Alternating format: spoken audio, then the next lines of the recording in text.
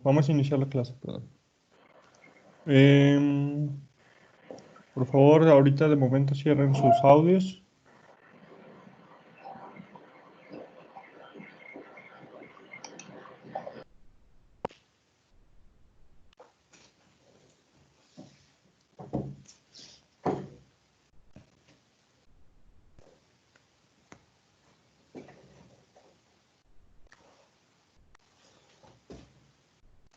Voy a poner el video.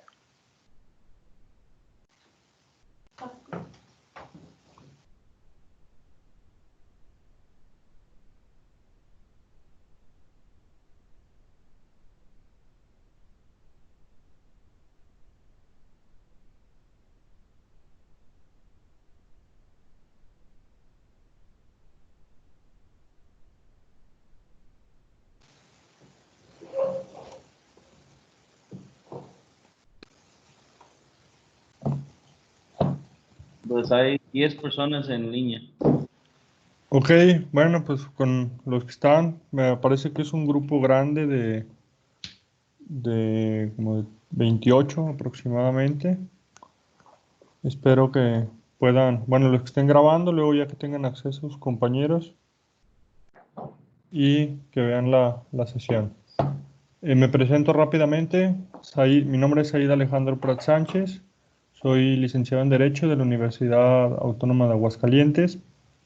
Trabajo como servidor público en el Seguro Social, eh, en el área evidentemente administrativa, en el área de auditoría, haciendo auditorías a los patrones y de ahí mi gusto por el derecho administrativo, fiscal y algunos otros. Entonces, voy a pedirles que se presenten rápidamente y me digan a qué se dedican. La intención de que me digan rápidamente a qué se dedican es para tratar de hacer la clase un poco más amena y poner ejemplos sobre la práctica de actividades que ustedes realicen para que les quede un poco más claro. Empezamos, empezamos con Denis, que es el que ha estado más activo. Eh, José, de y favor. y los compañeros que tiene ahí con él, que se presenten, me digan en qué trabajan, por favor. Voy a cerrar mi micrófono y los escucho. Okay, buenos días. Mi nombre es José. Y yo tengo mi despacho. Bueno, estudié Derecho en Estados Unidos, pero actualmente tengo mi consultoría en seguridad industrial y veo asuntos mercantiles, amparos administrativos, laboral, ah, diferente, diferentes materias, pero dirigido a empresas, no tanto a público. Aquí mi compañero. Mi nombre es Raimundo Martínez Pérez. Trabajo actualmente en la Secretaría de Seguridad Pública del Estado. Soy retirado del Ejército y nos metimos a Derecho para aprender más de leyes. Está demasiado izquierdo. Excelente. Bueno, primero, Denis, me José, imagino que no pudiste revalidar ahí o no te hacen válido tu título allá. La experiencia que puedas aportar a tus compañeros va a ser muy importante. Esa, por lo que entiendo y por las actividades que realizas, debes de ser un experto en derecho administrativo para que tu empresa lleve a buen término. Pon atención, esto es muy importante para lo que realizas. Al igual, tu compañero de la Secretaría de Seguridad Pública, él es una autoridad administrativa, entonces también debe de tener una visión clara de lo que es el derecho administrativo y todas las facultades de las autoridades. okay. Y falta Faltamos uno. Héctor. Héctor, pásase. Mi nombre es Héctor Navarro Ramírez. Yo trabajo en el Instituto de Salud del Estado de Aguascalientes.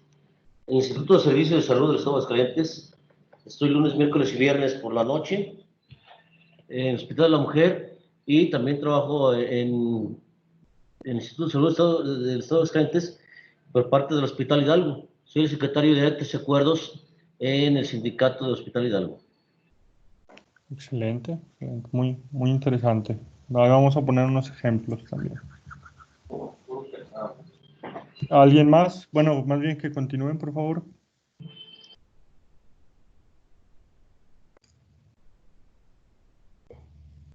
Buenos días. Mi nombre es Jenny Vázquez. Ah, ahorita no tengo trabajo, lo perdí hace poco y ahorita estoy en mi casa, pero quiero seguir buscando. Y me Muy bien. gustó el derecho porque el trabajo que tenía pues estaba relacionado con las leyes y todo y pues me gusta, es interesante. ¿Dónde trabajabas, perdón? Trabajaba en el Panteón de la Cruz como asistente. Ok, muy bien. Gracias. ¿Alguien más? Mi nombre es Lucía Morales.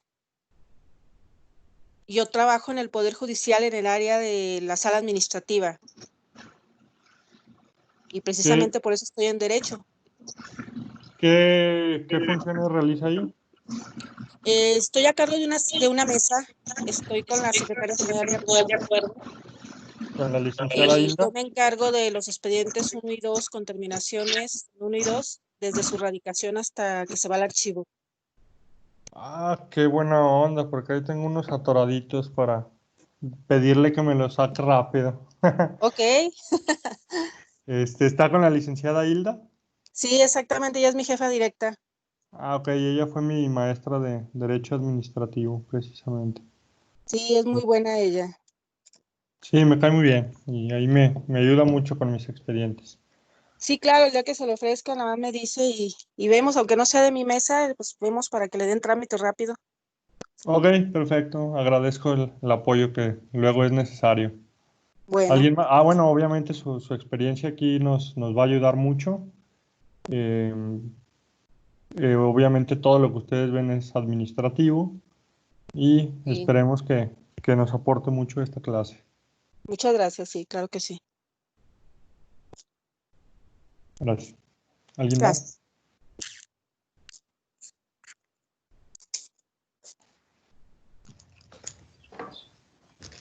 Sí, yo. Buenos días. Me llamo Jesús Medina Gutiérrez. Actualmente trabajo también en la Secretaría de Seguridad Pública del Estado. Y me interesó la rama del derecho para adquirir nuevos conocimientos y que me ayuden a desenvolverme más en mi trabajo. Excelente. Mucha falta les hace al personal. Están a veces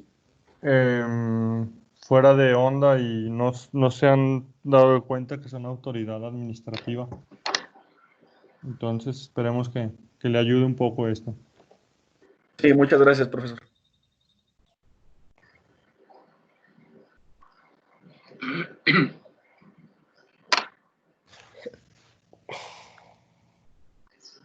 ¿Alguien más? Buen día. Roxana. Ok, escucho. Sí, no sé si se escucha bien. Sí, Mi nombre es Miguel Ángel López Castro. Actualmente trabajo en el Congreso del Estado. Mi función ahí es estar en el área del archivo, publicaciones y la biblioteca. Mi interés de estudiar Derecho es porque dentro de lo que yo desempeño, pues me encuentro a veces con muchas situaciones que requieren los servicios, por ejemplo, con las personas que nos visitan o con las que llego a trabajar, requieren de servicios de asesorías, entonces a mí me llama mucho la atención y quiero poderles brindar ese apoyo, esa ayuda. ok, perfecto. Nos va a ayudar con las publicaciones. Así es. ¿Quién falta? Buenos días, yo soy Juan Jesús Rodríguez.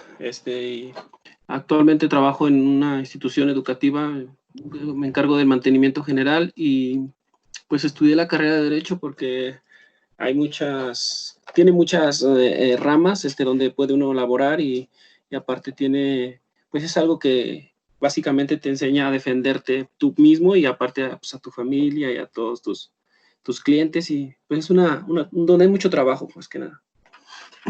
Excelente. ¿Alguien más falta?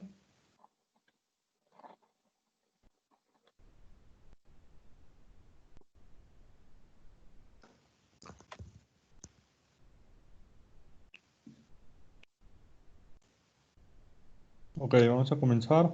Parece que faltaron algunos, pero en otra oportunidad. Roxana, ¿ya estás en línea? ¿Ya pudiste accesar?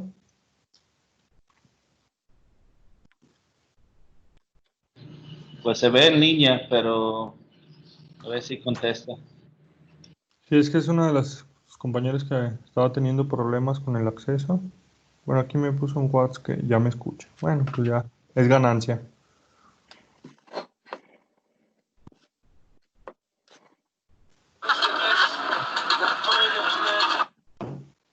Ok, entonces vamos a cerrar los micrófonos.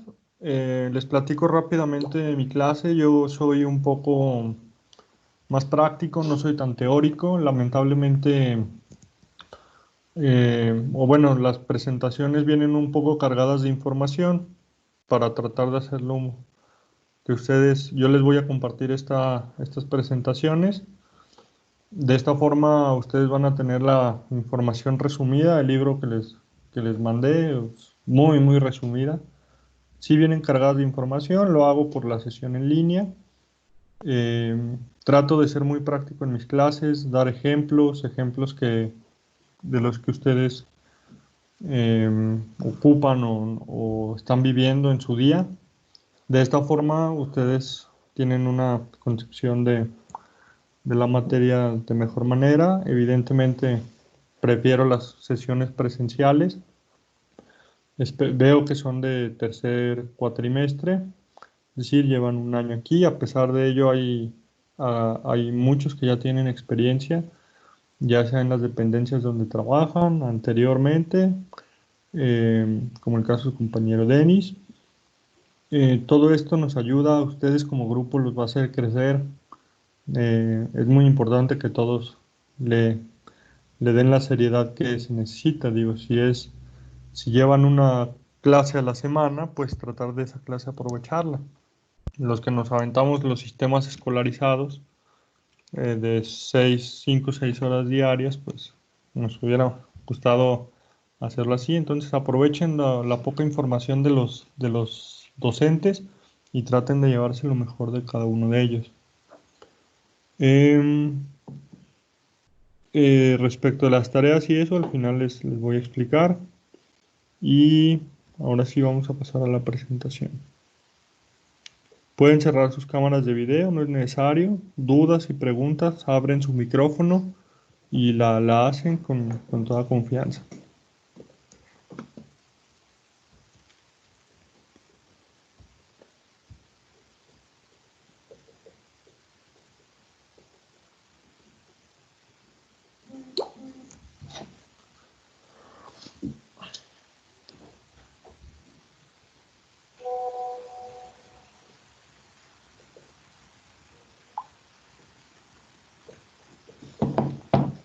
Ok, vamos a comenzar. Bueno, mi celular ya lo tienen, mi nombre es Alejandro Prat Sánchez. Esta es la materia de Derecho Administrativo. Vamos a empezar con aspectos generales de Derecho Administrativo y de la Administración Pública.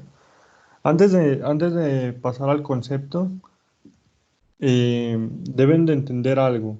Derecho Administrativo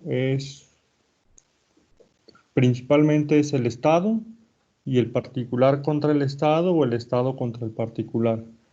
Derecho administrativo no entran divorcios, no entran pagarés, no entran cuestiones de carácter laboral. Hay que tener muy en cuenta esta diferencia. No, yo sé que están empezando y muchas veces es difícil tratar de identificar rápidamente las ramas. Todo lo que es derecho administrativo, fiscal, financiero, procesal administrativo, etcétera, son cuestiones meramente contra el Estado o relativas a la administración del Estado. Entonces, tengan eso en cuenta. Igual de las competencias, que hay lo que es la competencia estatal y la competencia federal. Esto depende de quién emita qué dependencia o qué autoridad emita cada acto administrativo. Entonces, siempre traten ya de separar los conceptos y si es estatal o si es federal o municipal. Concepto de derecho administrativo, bueno, como saben, todas las materias tienen su clásico concepto. Es la rama del derecho que estudia la organización, deberes y funciones del Estado y de sus instituciones, en especial las atribuciones del Poder Ejecutivo. Dentro de este pequeño concepto, acuérdense, gran parte del derecho administrativo es el contencioso, la parte contenciosa, que es el particular contra el Estado por cualquiera de sus actuaciones, en términos muy amplios. El estudio del derecho administrativo y el control jurídico de la administración. ¿Qué es esto? Que a través de esos procesos contenciosos administrativos que están a nivel local o federal, es la forma en que se controla el poder de la autoridad, de que ellos no hagan cualquier actuación fuera de la norma. Acuérdense, estamos hablando de actuaciones administrativas. Entonces, ese es el acceso que nosotros tenemos en contra de esas actuaciones de autoridad.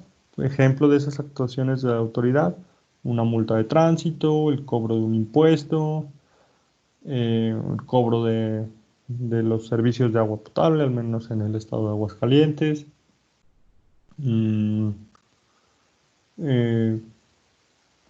Bueno, hay más adelante vamos a ir viendo más ejemplos.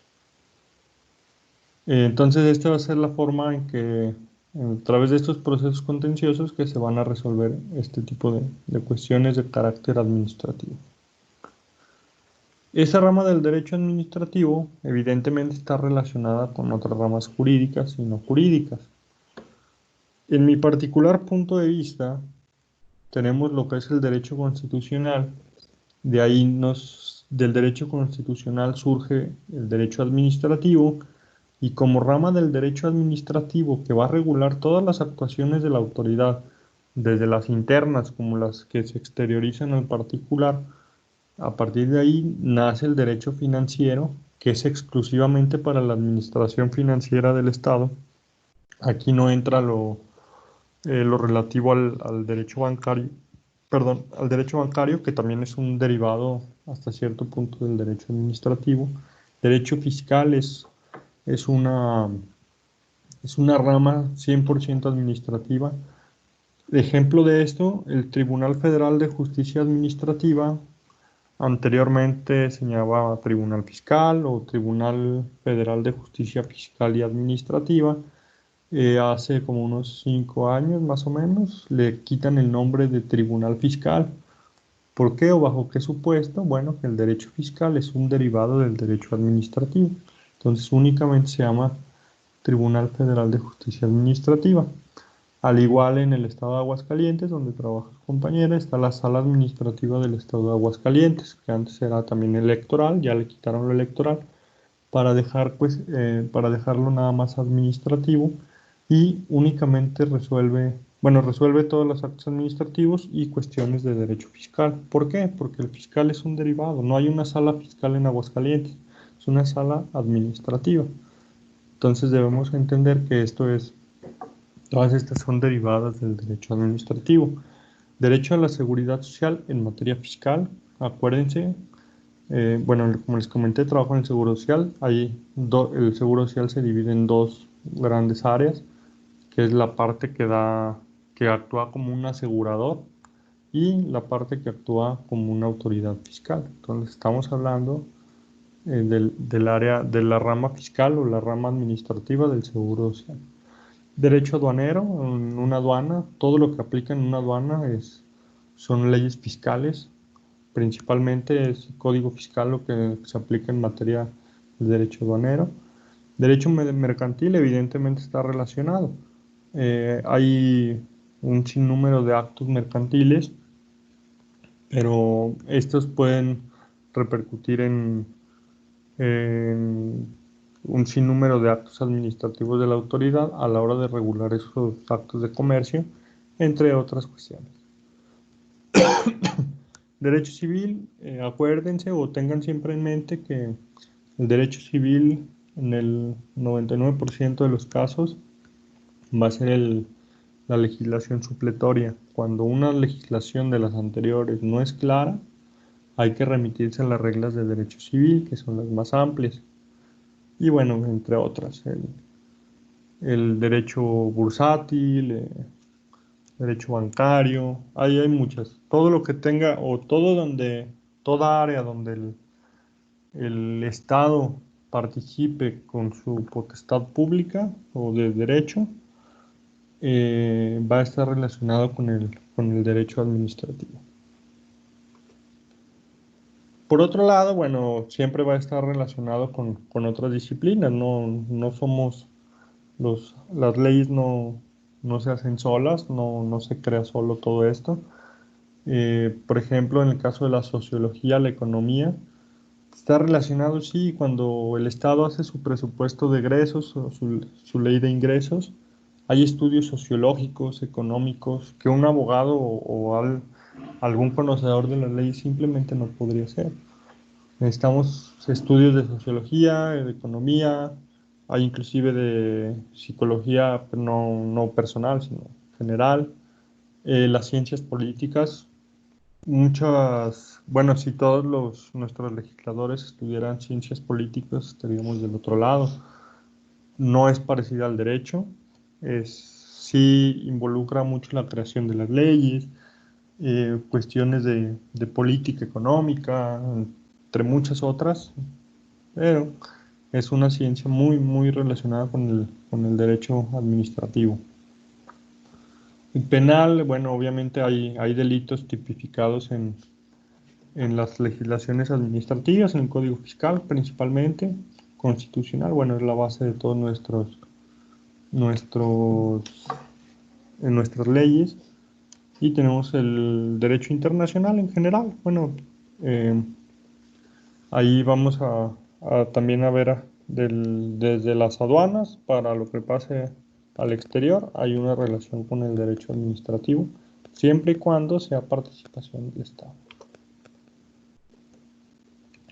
Su programa, bueno, les comento rápidamente respecto a los programas. Hay veces que no están muy actualizados y son muy repetitivos. Entonces, hay que entenderlo así. Yo les doy todo lo que viene en el programa y les doy mi opinión personal de esto. Si algo no me gusta, se los comento para que también se den cuenta de que ni todos los libros ni todos los programas son lo que ocurre actualmente. Sí es bueno tener la teoría, más no lo es todo. Cuando hablamos de codificación del derecho administrativo, hace muchos años cada autoridad o cada dependencia que emitía actos de autoridad o hacía actuaciones propias de sus funciones, tenía sus propias legislaciones, no había una que la regulara en forma general. ¿Qué pasa? Esto generaba que los actos pues se hicieran discrecionales y no tuvieran siempre un fundamento legal, y con esto se afectaba la esfera de los particulares o se creaban dependencias, áreas, se desvío de recursos, que todo existe, entre muchas otras cosas que se hacían cada dependencia. Al hablar de codificación del derecho administrativo, tratan de unir todas estas leyes administrativas en una sola.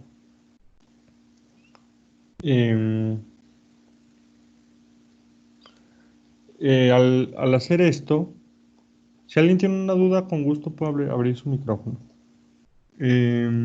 Al hacer esto, logran que se controle a los actos de autoridad y tengan que cumplir ciertas reglas mínimas o básicas para que esos actos sean considerados legales. ¿Qué hacen? Crean la ley federal del procedimiento Sí, Ley Federal del Procedimiento Administrativo, que es una disposición donde, entre muchas otras cosas, nos dice los requisitos mínimos que debe contener un acto. Si esos requisitos no se cumplen, ese acto ya no se puede considerar legal, bueno, dependiendo cuál sea la omisión que tengan, evidentemente, pero ahí nos marca una serie de requisitos que todos los actos administrativos deben contener. Al hacer esto, digamos que, bueno, realmente codifican el derecho administrativo en una sola ley. Hay unas excepciones, hay materias que están exceptuadas de esta ley. Por ejemplo, la materia fiscal tiene otra ley que regula los actos administrativos, pero prácticamente son los mismos o son mayores. Entonces, a esto se refiere con codificación del derecho administrativo. Hay teóricamente un sinnúmero de, de autores que critican esta forma, sin embargo, a mi punto de vista es correcta el tener una ley que regule todos los actos de autoridad, entre otras cosas, es muy bueno, ya que sí se controla hasta cierto punto el, el poder del Estado hacia los gobernados. Fuentes del derecho administrativo se van a aventar a lo largo de su curso, todas las materias les van a decir las fuentes formales, fuentes reales. No soy yo el indicado para darle una explicación teórica de todas estas fuentes del derecho. A mí me interesa que tengan una idea de dónde vamos a encontrar el derecho administrativo y cómo lo vamos a aplicar o cómo lo vamos a defender, dependiendo del lado donde se encuentren. Entonces, evidentemente nuestra principal fuente de derecho administrativo, y como lo vamos a ir viendo a lo largo del curso, pues en la Constitución Política de México y en los tratados internacionales que el Estado mexicano sea parte, obviamente aceptados y ratificados por el Ejecutivo y con todas las formalidades que hay. Sí hay tratados internacionales, principalmente aquí en materia administrativa serían los de la doble tributación, los de importaciones, exportaciones, entrarían en este rubro, entre muchos otros. Leyes federales, ¿cuáles son esas leyes federales? Ley Federal del Procedimiento Administrativo, Código Fiscal, todas las leyes federales de las dependencias que les dan origen van a entrar aquí. Cada dependencia tiene una ley, lo vamos a ir viendo más adelante, un estatuto. Esos van a tener el carácter de leyes orgánicas. Las leyes locales, lo mismo de lo federal, lo pasamos a lo local, atendiendo ya sea municipio o al estado y la federación. Reglamentos, los vamos a ahorita ver más adelante también, normas oficiales mexicanas, acuerdos, decretos, convenios, oficios, circulares. Las circulares en este punto son fuente del derecho administrativo, sí, pero una circular no puede obligar a un particular. Para dejar un poco más claro esto, cuando inició el gobierno de López Obrador, el primer documento que salió donde indicaba a todos los servidores públicos que no deberían ganar más de que el presidente, se hizo a través de una circular. Esta circular no es el medio idóneo para hacer no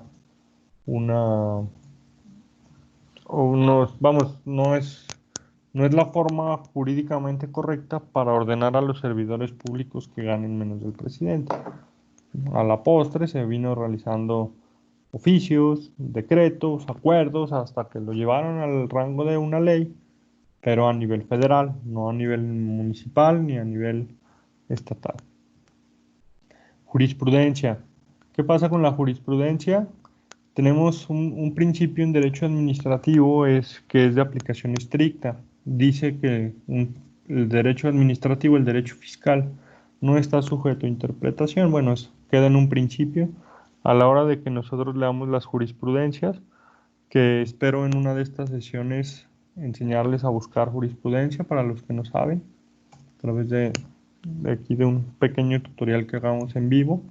Muy importante, si yo como recomendación personal, vale más leer jurisprudencias que libros, aprende uno más de las jurisprudencias, son muy claras, nos dan ideas muy sencillas, nos las hacen más fácil la vida, es nuestra enciclopedia, tiene que ser nuestro use, nuestra consulta de jurisprudencias, ya sea del Poder Judicial de la Federación o del Tribunal Federal de Justicia Administrativa. Veamos los principios generales del derecho y la doctrina también como fuentes del derecho administrativo.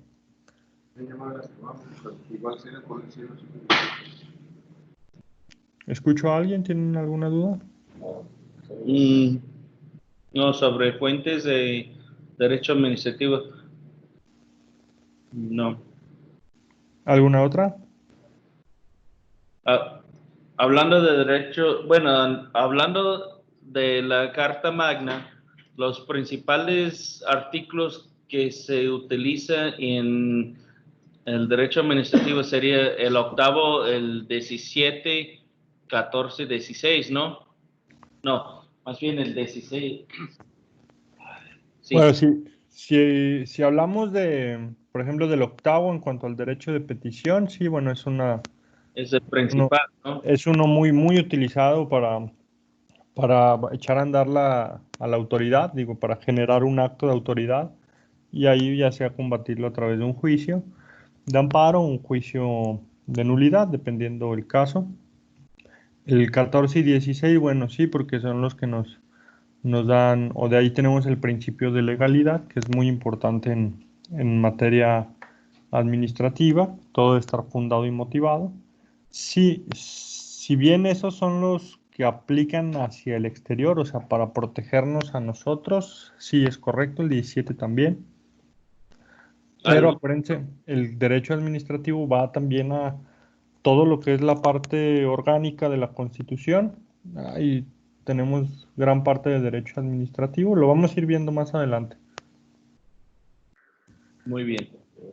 Profe, Sí, respecto a jurisprudencia, a mí sí me interesa saber cómo saber buscarlas, porque no me es fácil conseguir entender ese tema.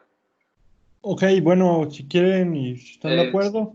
Normalmente mis sesiones son rápidas, no me extiendo las 5 horas de clase, ni presencial ni menos en línea. Yo trato de hacerlo lo más fluido posible. Entonces, al final de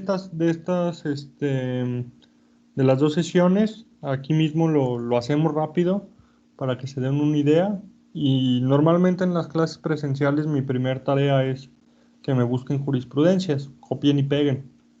Aquí se complica un poco más, pero bueno, ya ahorita lo hacemos para que les quede un poco más claro y les ayude. Es básico saber buscar jurisprudencias y ya con la práctica saber cuáles aplican a qué caso y cuáles no, porque también no nada más es citar jurisprudencias, ¿verdad? Sí, muy bien, profe, gracias. ¿Qué es la ventaja de las jurisprudencias? Que en la mayoría de las veces el problema que nos trae nuestro cliente, la duda que nos surge en cuanto a una cuestión jurídica, a alguien ya le pasó y alguien ya lo llevó a los juzgados federales y en una de esas ya tenemos una tesis o una jurisprudencia que aplica casi siempre a nuestro problema y la podemos hacer valer en los juicios. No es su garantía, pero al menos nos da una idea. No se diga si de esa jurisprudencia leemos las ejecutorias. Bueno, es un estudio completísimo de temas que nos pueden ayudar a cómo plantear nuestras demandas. Es importante que las vean y al final de la clase, que las sepan buscar y que al final de la clase les hago este pequeño tutorial. Esperamos que sea de su ayuda. Ok, muchas gracias.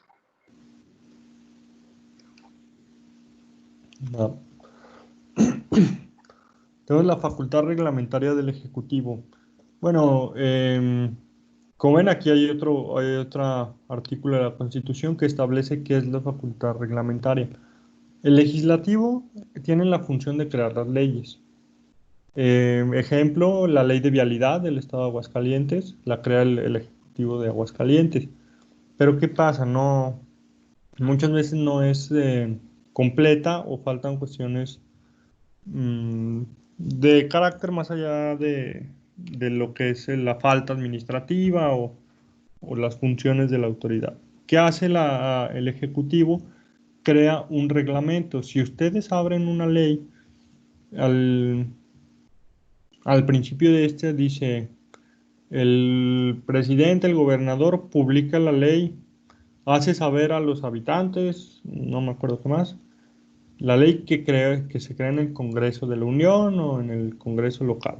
Palabras más, palabras menos. Y en los reglamentos lo expide directamente el Ejecutivo Federal o el Ejecutivo Estatal. ¿Por qué? Porque es la facultad reglamentaria que tiene el Poder Ejecutivo. El Legislativo nos da una ley y el Legislativo crea la ley, la publica el Ejecutivo y los reglamentos van a, valga la redundancia, a reglamentar esa ley. Para que les quede un poco más claro esto, cuando iniciaron los operativos alcoholímetro a nivel nacional, ¿cuál era el primer error que cometían? Inclusive, si mal no recuerdo, pasó también aquí en Aguascalientes, que antes de modificar la ley, creaban o hacían este operativo alcoholímetro en el reglamento, no en la ley. Entonces, el reglamento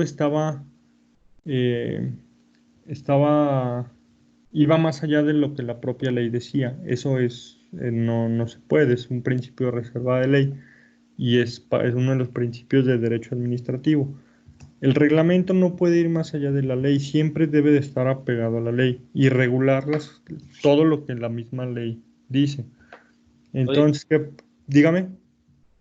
Profesor, hablando precisamente ese de la reglamentación, yo lo que he visto, hay muchos problemas en cuestión de reglamentación municipal. Uno de los argumentos que hace la autoridad municipal es que tiene una cierta independencia al gobierno estatal y gobierno federal para hacer su reglamentación. Que mientras que está platicando de ese tema, ¿puedes hablar un poco más específico sobre la reglamentación municipal? Porque creo que sí existe alguna chiste ahí, ¿no? Claro, bueno, vamos a partir de que todos los gobiernos estamos o parten del principio del costo-beneficio, ¿verdad? Pongo el ejemplo de las multas de tránsito porque es el que más conocemos y el que seguramente es el que más juicios administrativos genera, al menos en el estado de Aguascalientes. También a nivel federal son bastantes. ¿Qué pasa? Hay una ley de vialidad que es estatal y hay un reglamento de tránsito, no tengo el nombre técnico ahorita, y al igual que cualquier otro reglamento que nos pueda afectar. El municipio a través de ese reglamento va más allá de lo que la propia ley de vialidad dice. Al decir va más allá, si la ley dice que una multa de tránsito por pasarse un alto cuesta 800 pesos, lo dice la ley, y el reglamento dice, no, aquí cuesta 900, ese reglamento ya está excediendo, ya está yendo más allá de la ley. Es un ejemplo de, no sé si pasa en la práctica, no, todavía ando un poco dormido, no me viene un otro ejemplo más que ese y el del alcoholímetro. Entonces, en el caso del alcoholímetro, la ley, no recuerdo cuál era el nombre que tenía antes. Bueno, vamos a dejar la ley de vialidad de Aguascalientes. No contemplaba en su Es ley de movilidad. Ok, anteriormente, antes de la ley de movilidad era la ley de vialidad. Sí, exacto. Esta ley de vialidad no contemplaba en sus inicios la implementación de estos operativos alcoholímetro, con todas sus asegúnes que tiene. Y ¿Qué hizo la autoridad municipal? No con el supuesto de recaudación, no, evidentemente eso no les interesa al gobierno, ¿eh? Recaudar no les interesa. Con el fin de salvaguardar la integridad de los aguascalentenses, de los hidrocálidos, el Ejecutivo, sin pasar por el proceso de ley, en el reglamento lo modifica y ahí implementa los operativos alcoholímetro. Creo que esto pasó igual con las fotomultas en Aguascalientes, si mal no recuerdo. Entonces, ¿qué pasa? Sí. Esa ley de Aguascalientes, que es la que nos va a obligar a nosotros los gobernados, no contemplaba este tipo de sanciones. Sí lo hacía el reglamento. Ojo aquí para los compañeros de la policía, de la Secretaría de Seguridad Pública. A mí gobernado, el reglamento me reglamenta, no me obliga. A mí lo que me obliga es la ley. Cuando veíamos en las infracciones de tránsito, y lo hemos visto durante muchos años, que ellos señalan que se comete una falta administrativa por violar el artículo no sé cuál del reglamento. No, espérame. El reglamento no va a determinar las faltas administrativas, las va a determinar la ley. Yo estoy violando un artículo de la ley. En las boletas de tránsito, tiene una la mano, no la traigo, en uno de los apartados que ya vienen prellenados, precisamente donde dice la falta administrativa que se comete, dice el artículo de la ley de movilidad y o reglamento. Eso hijo, yo lo leo y me asusto. Jurídicamente es imposible, o ningún acto administrativo puede dejar tan ambiguo el señalar que te voy a aplicar o la ley y o el reglamento. El artículo aparte habla 32. de reglamentación de esa ley. Es decir, claro. En dado caso sería reglamento de la ley de movilidad del estado de Aguascalientes, no el reglamento de tránsito del municipio de Aguascalientes. El error aquí con la autoridad municipal, le están utilizando un reglamento como generar una legislación, y ese es el error de ellos. Efectivamente, el tratar de aplicar un reglamento como una ley es un error, y lo vienen haciendo no nada más en Aguascalientes. Esto es a nivel de cualquier dependencia, tratan de aplicar los reglamentos porque obviamente en el reglamento es en el que les conviene. Yo soy de la idea, y siendo servidor público lo conozco de antemano, las leyes que tenemos en México son buenas, están bien hechas. Generalmente, obviamente, hay unas que están ahí medio raras.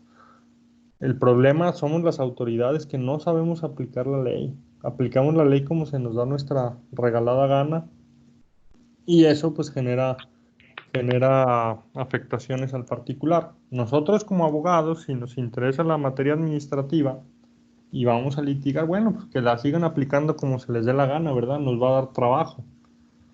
Pero sí, ese es un problema de todas las autoridades a nivel nacional, que a través de los reglamentos pretenden justificar sus actuaciones ilegales, además de que los interpretan como se les da la gana y generan trabas o afectaciones a la esfera jurídica de los particulares. Eso es un tema que en amparo en temas de amparo y en juicios de nulidad frecuentemente se ven los agravios, en los agravios que expresan los abogados. Dígame.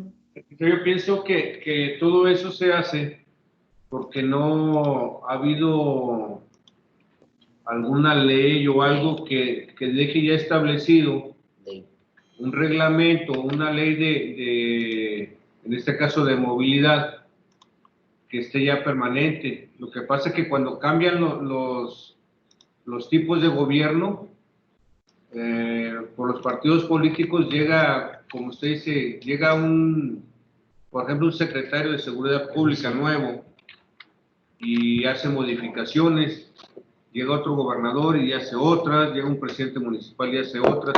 No hay una ley establecida, como por ejemplo en el ejército. En el ejército se han hecho reformas, pero no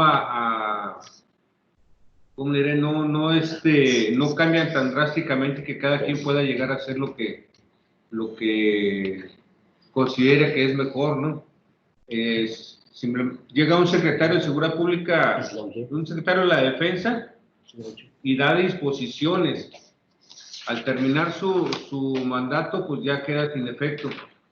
Pero la ley militar sigue normal, o sea, pueden cambiar presidentes, secretarios de defensa, pero la ley sigue igual, no se modifica nada. Y en el estado, en el municipio, que cambian gobernador, cambia presidente municipal, llega y hacen cambio de todo. De todas esas reformas, como usted dice. Es que el Ejecutivo tiene un gran problema de identidad, no entiende su función como Ejecutivo, piensa que es legislador.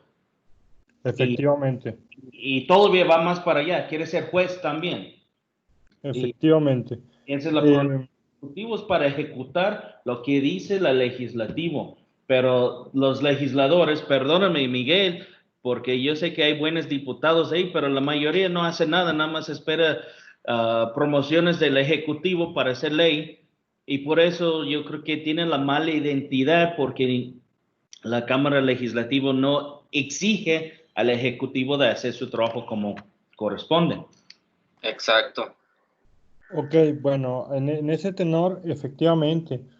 Pero ¿por qué es esto? Porque los políticos, a la hora de hacer su campaña política, dicen mil cosas o venden cualquier propuesta, muchas veces sin sentido, y lo hacen como no pueden ni llegar a tomar el poder y modificar la ley, porque efectivamente es del poder legislativo esa función, que dicen, pues mientras me la aviento en reglamento y le empiezo a aplicar. Y esto genera un sinnúmero de problemas. Y a mí, yo que soy cliente frecuente de las detenciones por la autoridad de tránsito, pues ya se imaginarán. Ya cuando la riego, pues sí, ya no, También. écheme la multa, ¿verdad? Pero muchas veces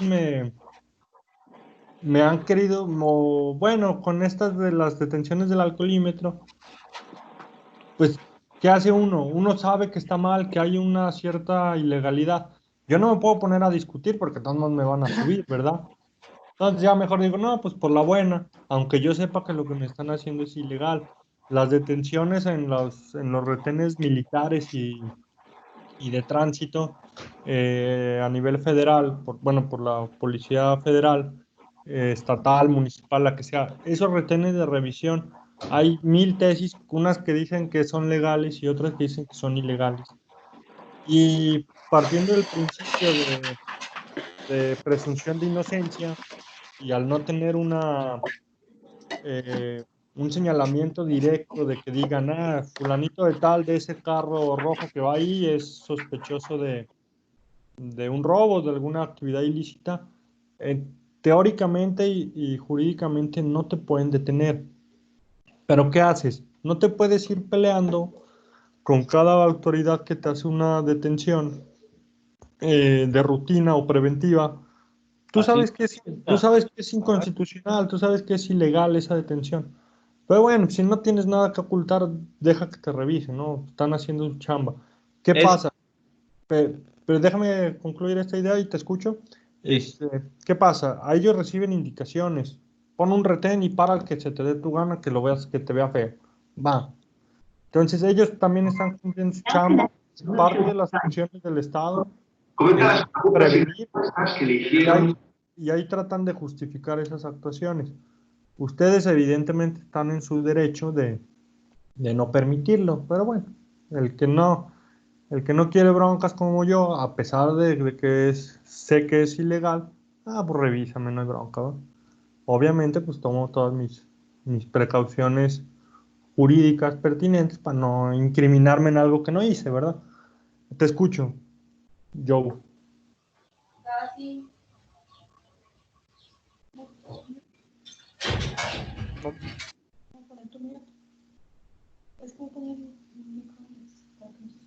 Ah, no, dale. Perdón, ¿yo ibas a comentar algo? ¿O alguien de los que está ahí contigo? ¿Ya me Sí, escuchas? yo iba a hacer una aportación. Ok.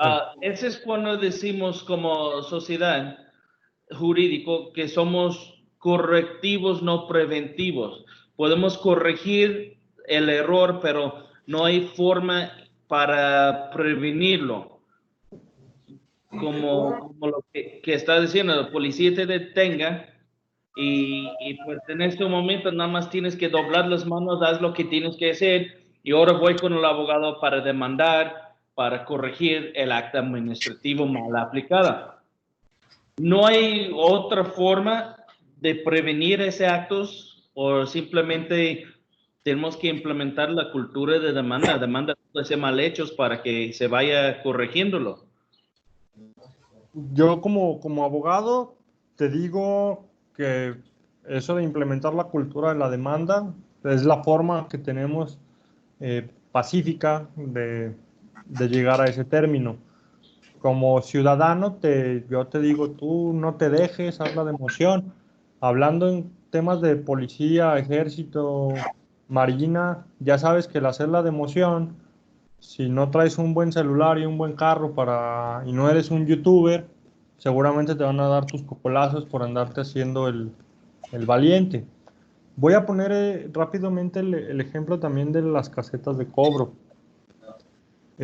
Todo lo relativo al cobro del peaje en las listas de cuota son actos administrativos. ¿Por qué? Porque hay una concesión del gobierno hacia esa carretera. Bueno, se puede traducir en un acto administrativo si es manejada por un particular o directamente si es manejada por el gobierno. ¿Qué pasa cuando yo paso y les digo libre tránsito y déjame pasar? A mi particular punto de vista, eso no tiene un sustento jurídico. ¿Por qué? Porque hay una avenida de libre tránsito, una carretera libre. Tendría sustento si el único medio de acceso a determinado lugar fuera una autopista de cuota, ahí sí podemos alegar el libre tránsito. No así si hay una carretera libre, por muy fea que esté, pues, ahí podríamos, la autoridad con la mano en la cintura te puede decir, no te gusta, vete por la libre. En cierta forma diciendo es propiedad privada. Sí, o pagas por un servicio, digo, el Estado en sus funciones de Estado te vende servicios. Tú quieres entrar al Parque Rodolfo Landeros y te cobran 5 pesos. ¿Por qué? Porque es un servicio que te está dando el Estado. Quieres tramitar una licencia para poner un bar, estás pagando por algo. No, las licencias no son gratis. Entonces, tú quieres obtener algo del Estado, te va a costar. No todo lo que nos da el Estado es gratis. Nos debe de proporcionar los servicios básicos, cuando menos. Pero tampoco quiere decir que tengan que ser gratis. Habrá unos como el tema de salud, que sí deba de ser o tenga su parte gratis, pero no quiere decir que todos los servicios sean gratis. Por ejemplo, en el caso del agua, el agua es gratis. Te cobran el servicio por llevarla hasta tu casa y ahí es donde se encajan, ¿verdad? Hablando principalmente de Veolia, no conozco la situación del agua más que en Aguascalientes y en Jesús María, ¿no? Pero digo, si el Estado nos diera todo gratis, pues no alcanzaría. Si así tenemos un déficit de ciento y tantos miles de millones de pesos al año que provoca nuestra deuda externa, imagínense si no nos cobran impuestos o no nos cobran por los servicios, ¿no? Bueno, para concluir esto de la facultad reglamentaria del Ejecutivo, sí, lo que comenta su compañero es correcto. Las autoridades abusan de esa facultad reglamentaria al poner en esos reglamentos de esas leyes cuestiones extras que terminan perjudicándonos a nosotros como particulares. Sí, hay que pelearlo, esto hay que alegarlo en juicio, es importante. Lamentablemente, cuando uno llega a un juicio administrativo, hay cuestiones que son de estudio de estudio prioritario, no sé, cuestiones formales que afectan el fondo del acto y no se llega siempre a resolver en cuanto a la facultad reglamentaria, se gana por otras cuestiones el juicio. Pero bueno, siempre acuérdense de esto, no puede un reglamento ir más allá de la ley y de ahí les puede salir un agravio buenísimo en contra de un acto de autoridad. Ok. Oye, profesor, actualmente el juzgado administrativo contencioso de la sala administrativa no tiene facultades para sancionar servidores públicos que actúen mal, por decir, neguen un permiso por negar sin fundamento. Bueno, la sala administrativa no es la autoridad facultada para imponer las sanciones.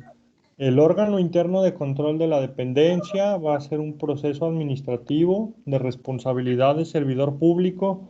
El órgano interno o una auditoría superior de la federación, órgano superior de fiscalización, esos órganos de vigilancia que tiene el Estado, ya sea dependiendo depende en cada área de gobierno tendrá su nombre. Ellos son los que me van a imponer la sanción. Y yo, como servidor público afectado, voy a presentar mi demanda ante la sala administrativa, quien es la que va a resolver si es legal o no esa sanción de servidor público, esa responsabilidad que me fincaron a mí como servidor público.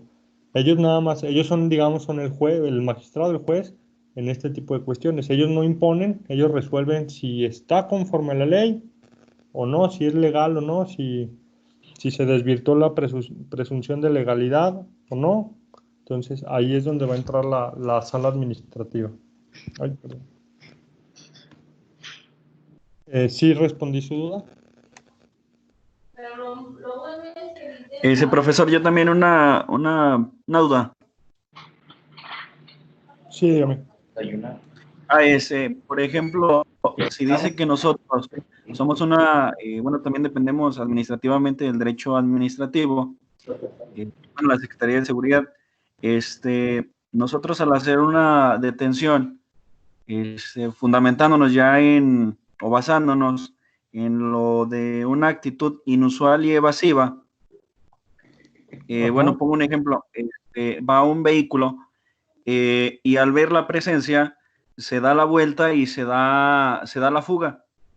Nosotros al detenerlo le encontramos, no sé, todo un arsenal de armas, pues delito federal, prisión preventiva.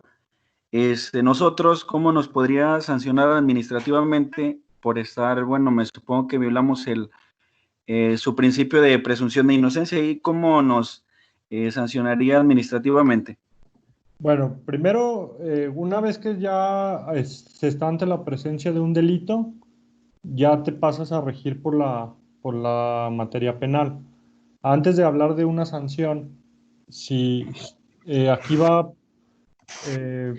primero tenemos que partir de que se cumplan todo lo que involucra la materia penal, desde la puesta a disposición, desde el primer respondiente hasta la puesta a disposición del imputado.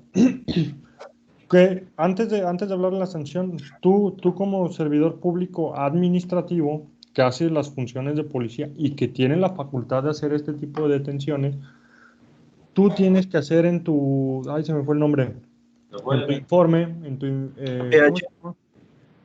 Bueno, en tu informe que va a hacer tú como autoridad, tienes que ser muy claro en detallar qué fue lo que pasó, qué fue lo que viste, en qué momento presentó esa conducta evasiva, que motivó que tú como autoridad fueras a perseguirlo y detenerlo.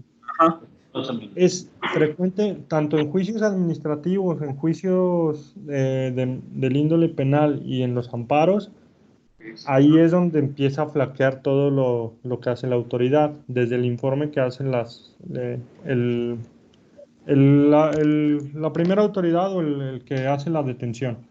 Tú debes ser muy claro. Al igual un médico que está en un proceso de responsabilidad médica o responsabilidad patrimonial del Estado, tiene que ser muy claro en sus notas médicas. Si ustedes no detallan punto por punto lo que pasó, corren el riesgo de incumplir con ciertas cuestiones de forma, y en esa forma es donde vamos a ver si hay legalidad o no en sus actuaciones. Entonces, yo te recomiendo que si pasa algo similar, cualquiera que sea el caso, donde haya un delito de por medio, más allá de una falta administrativa, tú cumplas con tus protocolos o lo que te marca tu normativa interna, y en tema de legalidad, sé muy claro en la redacción de todo lo que pasó. No omitas nada, porque eso es lo que a ti como autoridad te va a beneficiar.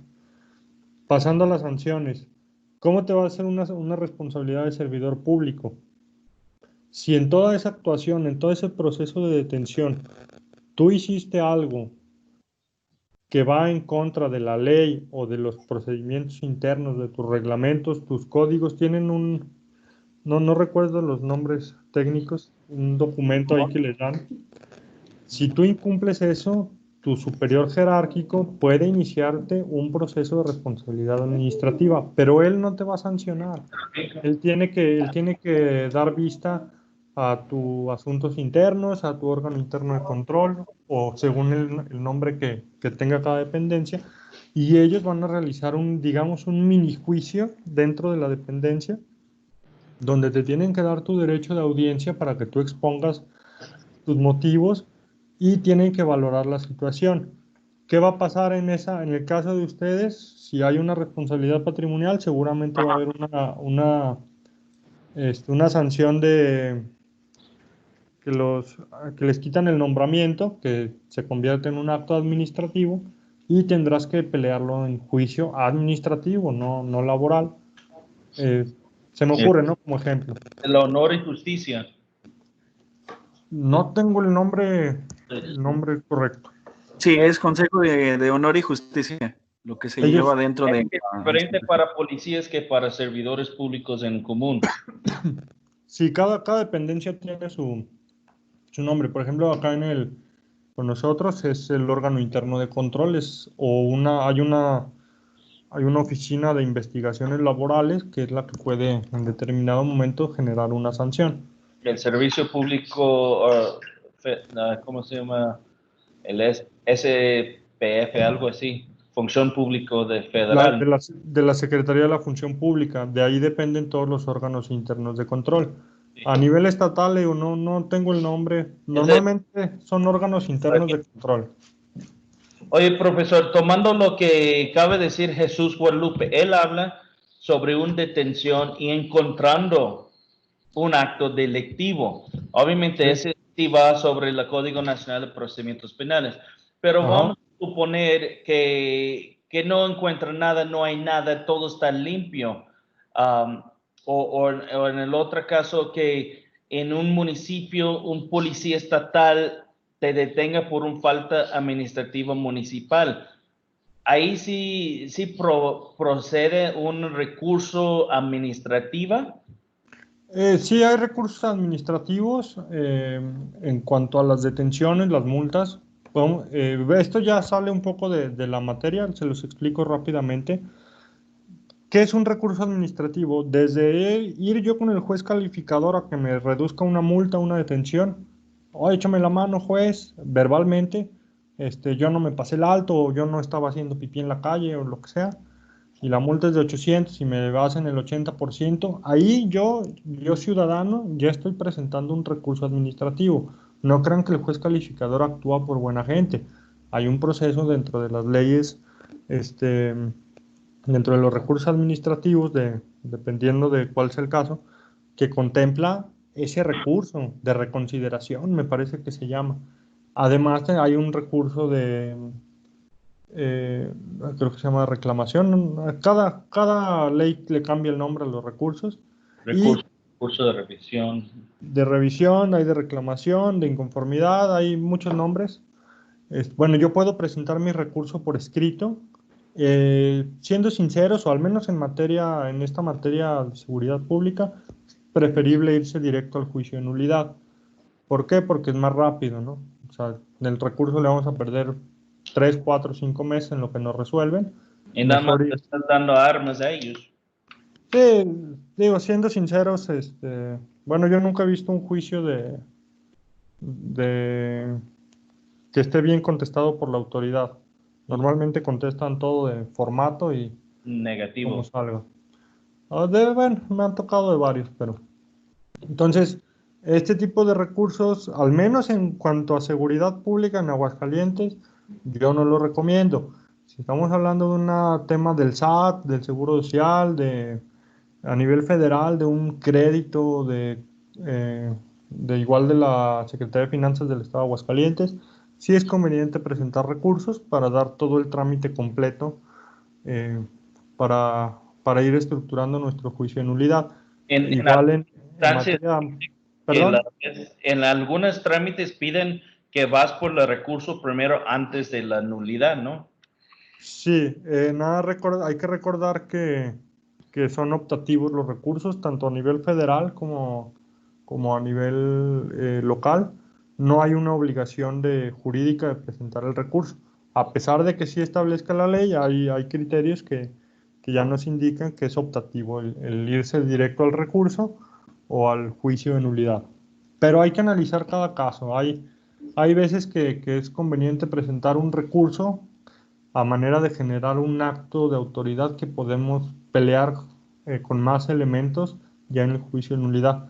Digo, al menos en cuestiones de detenciones, perdón, de multas de la policía municipal, tránsito o otras, yo no recomiendo los recursos. Ya en materia federal o en casos específicos, bueno, sí será prudente presentar recursos.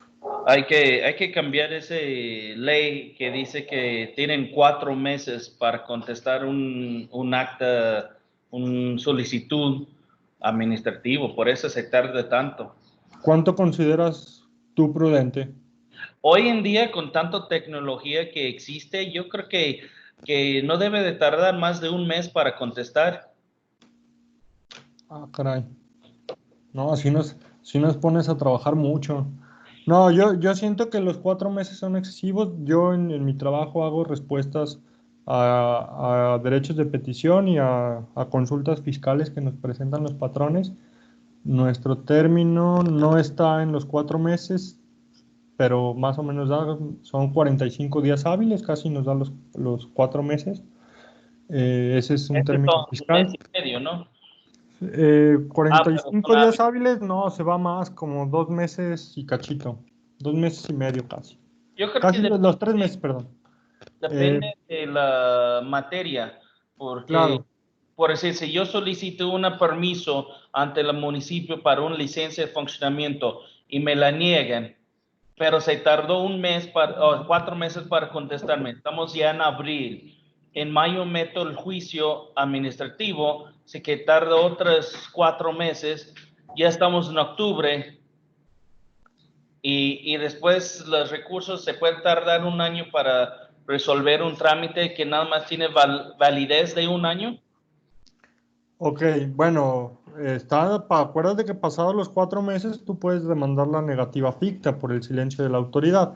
Digo, estas son cuestiones ya más procesales.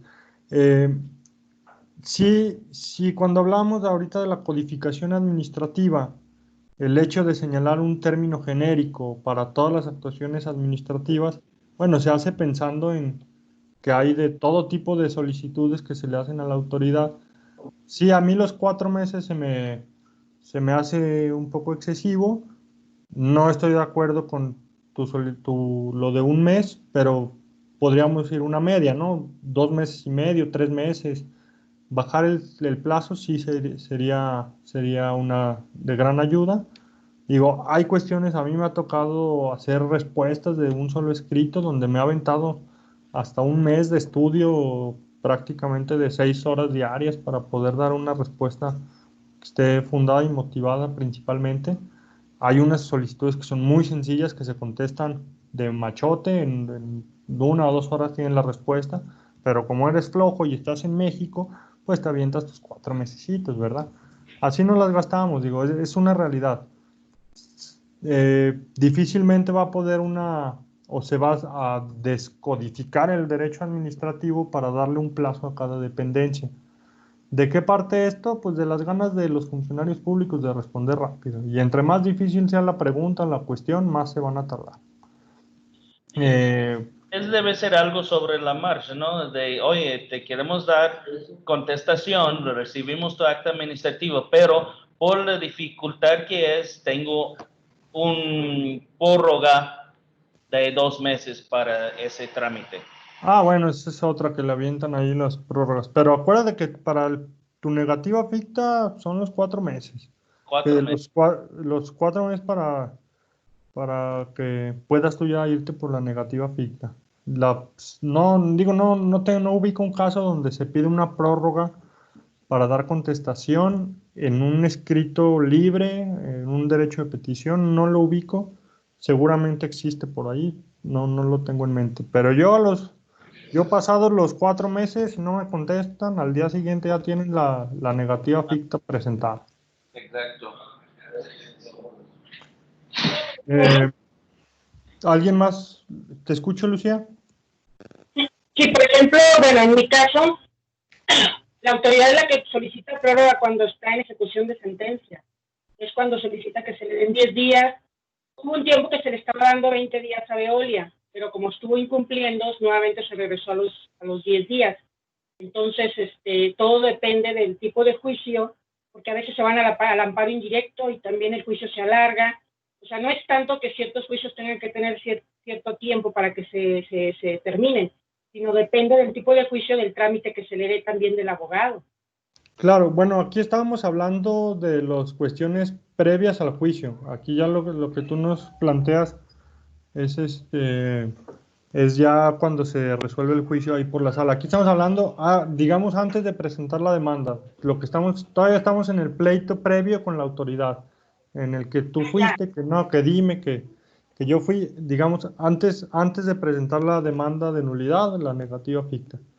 Y sí, bueno, en el caso del cumplimiento de las sentencias, no, y pues en materia federal tienen 4 meses, en algunos 4 meses o 1 mes para dar cumplimiento a las sentencias y piden prórrogas y se avientan hasta el año.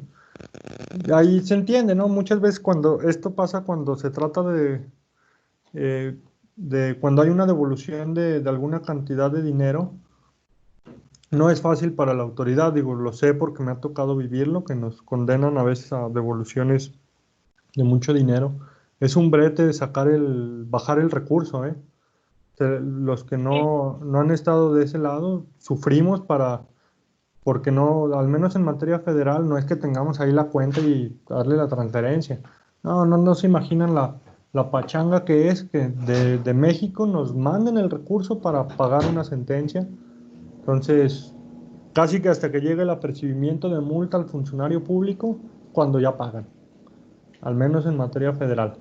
Entonces, sí, no, yo entiendo el punto de ustedes como litigantes. Yo que soy litigante y autoridad, me doy cuenta de muchas cosas. Como litigantes, pues quisiéramos que todo saliera de volada, pero a veces no es tanto ni de la autoridad local, ¿no? Hay cuestiones administrativas que impiden que lleguemos a esa justicia pronta y expedita. Oye, licenciado, nada más comentando, me quedé con una duda. La parte posterior de los boletos de tránsito del municipio de Aguascalientes dice aquí, contra los actos definitivos procede recursos ante la sala administrativa del estado de Aguascalientes, previo agotamiento de recurso de revisión. Ese es falso en ese sentido, ¿no? Claro, es optativo. Sí, sigue siendo, aunque ahí lo diga, la presentación de ese recurso sigue siendo optativa. Obviamente volvemos a que la autoridad nos puede decir lo que quiera. Acuérdense que ellos van a tratar de hacer costo-beneficio. No, es lo que quieres. Oye, pues no seas mal, pues pague la mitad, te doy un descuento, ya. Efectivamente. Así como lo dijiste, así es como lo hacen. Saben que todos los actos que generan están prácticamente perdidos en juicio. Entonces, tratan de acercar a la gente para ahí solucionarlo. Creo que es arriba del 95% pierden la autoridad, ¿no? Híjole, no tengo la estadística, pero de general, pero pues yo sí he perdido como uno de cada 100 más o menos. Entonces no sé, Y con ¿cómo se los llama? 100 nuestro lado vamos a agarrar ninguno de cada 100. Ojalá. No, realmente los que he perdido ha sido por cuestiones en su momento de inexperiencia o Error. o errores muy sencillos y otros tantos como ese tipo son de muy poca cuantía y normalmente, bueno, en mi caso yo agarro las multas, no es que ande buscando juicios contra multas de 1,000 pesos, solo agarro las que llega un amigo, oye, échame la mano con esta multa. Y inclusive ni les cobro, ¿no? Tomás ahí le digo, ay, luego me invitas una chela si se hace. No me gusta litigar de tan poca cuantía, pero bueno, hay veces que si no se puede conseguir un descuento Aquí tengo unos, directo. cheves. ¿Mande? Te invito unas cheves, aquí tengo unos. Ah, muy bien, excelente. Bueno, vamos a continuar. Espero, todas estas pláticas que hacemos, me gustaría que los demás también apoyaran con ejemplos o dudas. Em, pero nos retroalimentan bastante, tanto ustedes como a mí, entonces pongan atención y saquen todas sus dudas en materia administrativa, trato de apoyarles. Bueno, la siguiente diapositiva es la ciencia administrativa. La ciencia del derecho es el estudio de conocimientos metodológicos relativos al análisis de los cuerpos normativos que estructuran al Poder Ejecutivo. No quiero entrar en discusión de si el derecho es ciencia, no es ciencia, si cumple con los requisitos, no nos corresponde a nosotros. ¿Qué tenemos que llevarnos de este tema? Generalmente es considerado como ciencia. ¿Y a qué se refiere la ciencia administrativa? Al estudio desde la creación de nuestras leyes hasta que la autoridad exterioriza esa voluntad de la autoridad al particular, generando un acto administrativo. Eh, no hay más que sacarla aquí. ¿Cuál es el objeto de conocimiento? Bueno, son los fenómenos jurídicos, con las leyes, los reglamentos, los actos. ¿Qué hay que hacer en estos casos? Pues si yo quiero combatir un acto más allá de los comunes, un acto relativamente nuevo de una autoridad, pues hay que rascarle y a mí me ha tocado rascarle inclusive hasta la exposición de motivos de la creación de esa ley para ver por qué le pusieron eso a ese artículo, porque yo ni le entiendo lo que dice ese artículo, ¿eh? Entonces hay que hacer un estudio, sí, metodológico desde la creación hasta su fin último, que sería el cumplimiento, la ejecución de una sentencia. Pasamos a la administración pública. Dice la parte de los órganos del Estado que dependen en forma directa o indirecta del Poder Ejecutivo. ¿Qué es la administración pública? Todas las dependencias de gobierno. A nivel federal, todas las secretarías de Estado, todo lo que no sea poder legislativo y poder judicial, se entiende que son administración pública, al igual en materia estatal y municipal. Todas esas todas las dependencias de municipio son parte de su administración pública. Obviamente tenemos que ir desglosando el nivel federal, estatal y municipal. Siempre hay que ubicar en materia administrativa quién me está generando el acto. En cuanto a los niveles de gobierno, federal, estatal o municipal. Yo no puedo tener una multa federal en un juicio en Aguascalientes, en la sala administrativa del Estado de Aguascalientes. Si la multa es de un policía federal, lo tengo que pelear en un tribunal federal y a su vez si es una multa estatal o municipal, bueno, en la sala administrativa aquí del Estado o el tribunal administrativo de cómo se llama el Estado donde les pusieron la multa. Eso lo deben de tener muy en cuenta. Todo esto forma parte de la administración pública.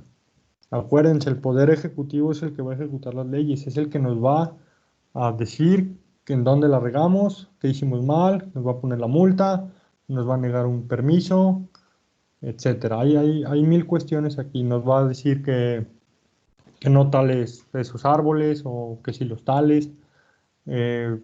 Hay 1000 cosas que hace el Estado a través de su administración pública en materia administrativa.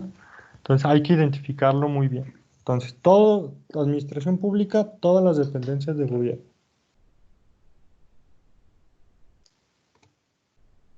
¿Qué ha pasado, maestro? Ahí con nosotros se han metido juicios que se declara incompetente la sala. ¿Ubica algún caso en específico de algún acto de autoridad por el cual les dicen que no son competentes? Que nos Ahorita no recuerdo bien. Ok.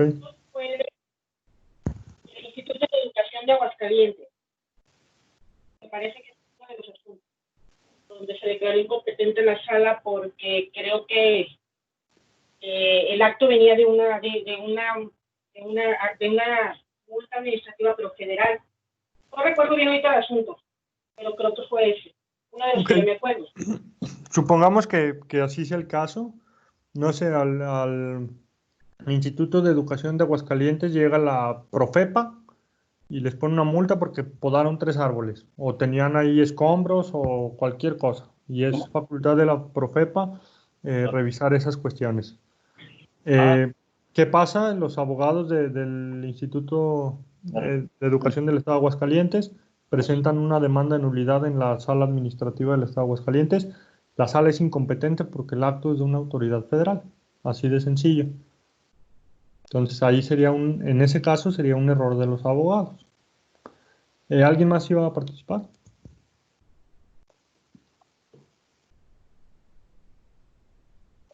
Ok, continuamos.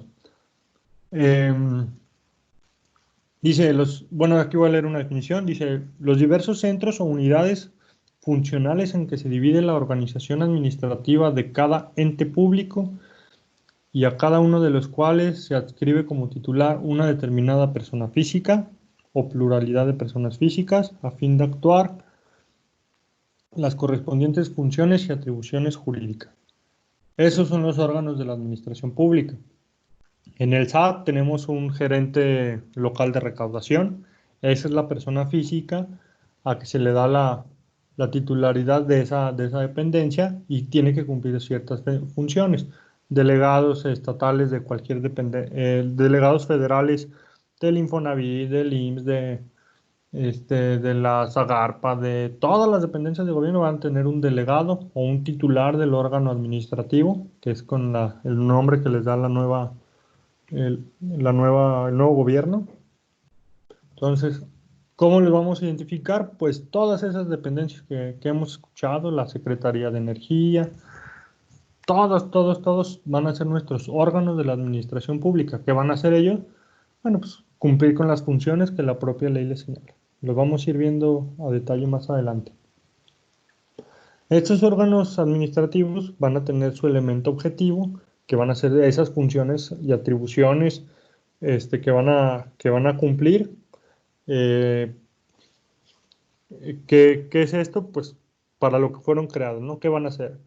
Si es la Conagua, pues va a revisar cuántas, no sé, entre otras cosas, pues quién está explotando agua y cuántos litros de agua está sacando del subsuelo.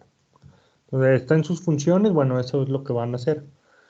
Y tenemos el elemento subjetivo, que va a ser el titular de esa dependencia, la Conagua, que es esa persona que le va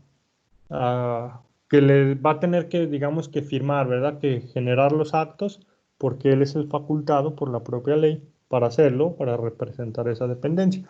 Hay algunas otras que son colegiadas, es decir, que hay más de 3 personas o más que van a ser los que firmen los actos de autoridad o los actos administrativos que realice cada dependencia.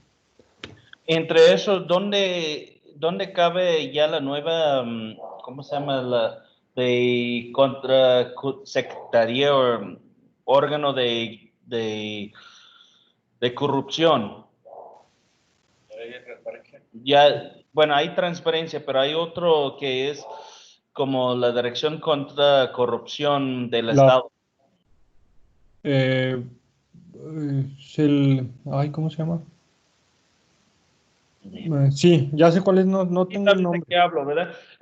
Siento que es como duplicidad en la órgano administrativa, pero no entiendo bien cuál es su función de jerarquía en el proceso administrativo. Ok, y es que no traigo el nombre. Tenemos, por ejemplo, el órgano superior de fiscalización y hay otra que es esa que tú mencionas, ¿no? Fiscalía Anticorrupción. Bueno, hay una fiscalía, pero también hay un órgano de control. Déjeme, aquí lo tengo. Se llama Secretaría Ejecutivo de Sistema Estatal Anticorrupción. Ok.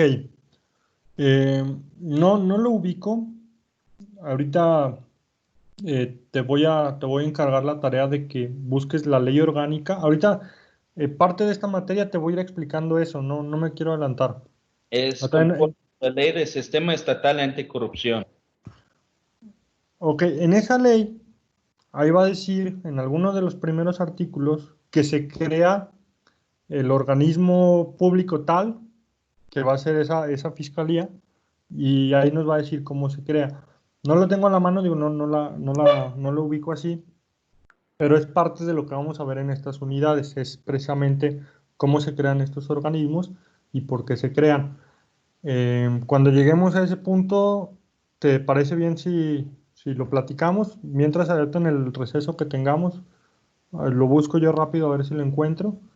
¿Cómo ves? ¿Te parece bien? Para no distraernos y irnos en orden. Perfecto. Ok. Bueno, tenemos las formas de organización administrativa. La organización administrativa es cómo se van a crear precisamente estos órganos o estos entes de la administración pública, ya sea federal o local. Tenemos la centralizada, que son aquellos que dependen directamente del Poder Ejecutivo. Denme un segundo, por favor. Ok, ya me la mandaste.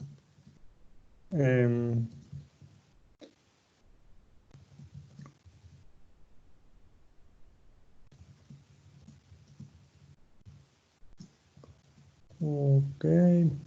Perdón.